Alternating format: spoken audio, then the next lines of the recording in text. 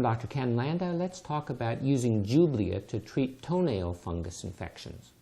Is it worthwhile? Well, did you realize that if you use the Jublia, you have to use it every single day for 48 weeks? And your toenail can't be terribly severely infected with the fungus. Only about half of the nail can be infected. Otherwise, it doesn't work. And as a matter of fact, if you use it every single day for almost a year, for 48 weeks, there are two studies that were done. In one study, 15% of the people were cured. The other study, 18% cured. So in other words, you use it every single day for a year, basically, and 80%, 8 out of every 10 people who use the medicine will not be cured. And as a matter of fact, the fungus infection has a very high chance of recurring. Well, Jublia is sold in little tiny bottles. Each bottle contains less than a teaspoon, and for that, you will pay somewhere between $550 and $560. If you were to imagine how much it would cost if you bought a quart of it, because everyone knows what a quart is, it costs you $138,000 about. So let's see, each bottle contains about 80 drops. Now, if you had both large toenails infected, you would have to use 2 drops per toenail, 4 drops total per day. That means if you did it for the 336 days, that you would use about 1,300 drops. And 1,300 drops means that you'd use about 17 bottles, and that would cost you somewhere around $9,500. And if all the nails were infected on 1 foot, that would mean you'd use 6 drops a day, 336 days, so you'd use a little more than 2,000 drops, or 25 bottles at $560 a bottle. That means about $14,000. But the company says, hey, don't worry about it. We'll give you a card and you don't have to pay any co-payment. We'll sock it to the insurance company.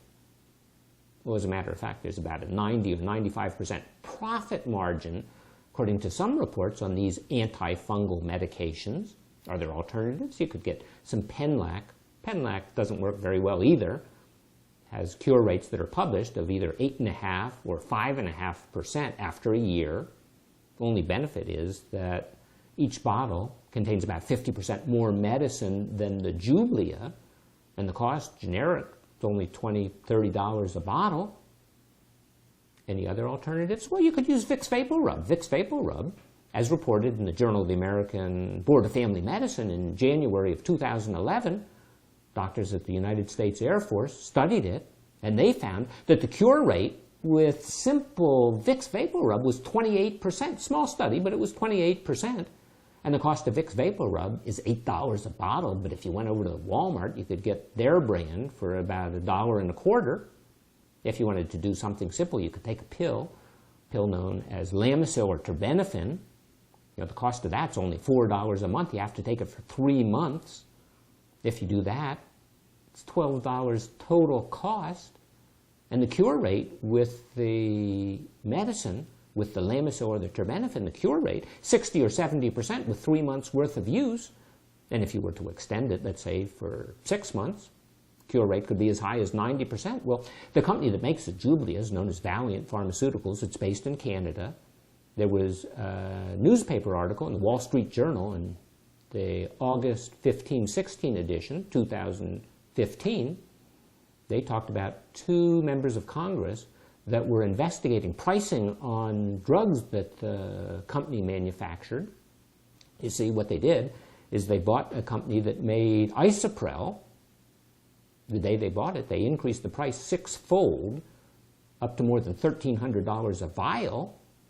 They also bought another medicine known as Nitropress. They increased the price the day they bought it 3-fold to more than $800. Now, ever since August of 2015, the company has been struggling because there have been a lot of questions about the pricing of the drugs and some of the ethics involved and some other issues. So now this once high flyer is taking it on the chin. So we'll see where that leads. But every drug has a generic name and a trade name. The generic name for Jublia is called efinaconazole. I didn't make it up. That's the real name. And I think some wags might say, after they look at the data, that efinaconazole is no effing good. I'm Dr. Ken Landa. Thanks for watching. you.